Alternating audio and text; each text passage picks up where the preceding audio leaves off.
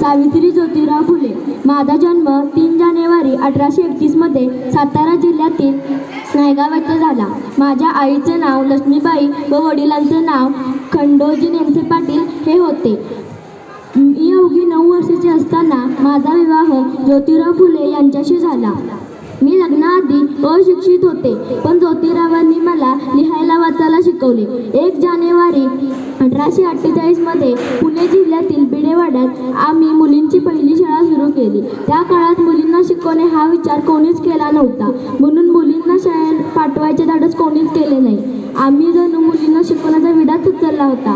आम्ही घरोघरी जाऊन लोकांना समजावू लागलो, पण आमच्या हाती शिवाशापाशिवाय काहीच लागत नव्हते. जेमतेम पोरी जमा झाल्या आणि मी त्यांना शिकवायला सुरुवातही केली, पण येथेच तडजोड संपत नव्हते. काही समाजातील लोकांनी आम्हाला महापापी समजून ठेवले होते.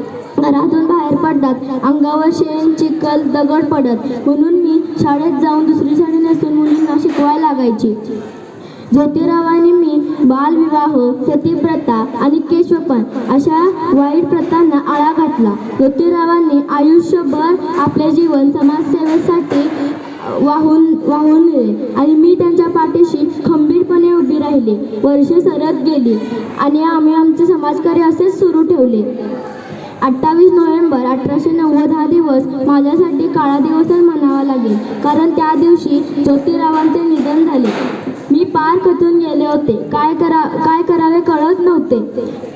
ज्योतिराव गेल्याचे दुःख मला होतेच, पण एवढ्या सगळ्या मुलींच्या शिक्षणाचा भारही माझ्या एकटीच्या खांद्यावर होता आणि मी ते पार टाकू शकत नव्हते.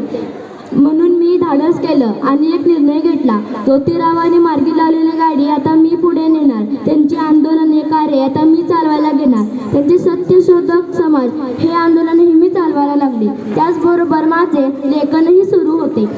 1892 मध्ये माझी बामण रत्नाकर आणि ज्योतिरावांचे भाषण अशी 2 पुस्तके प्रसिद्ध झाली. 1897 मध्ये महाभयंकर प्लेगची साथ सुरू झाली.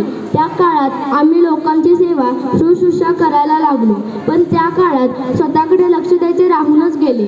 10 मार्च 1897 मध्ये मीही त्या प्लेगच्या साथीला बळी पडले. मी मरणाला कधीच घाबरले नव्हते, कारण मी मरताना समाधानी होते.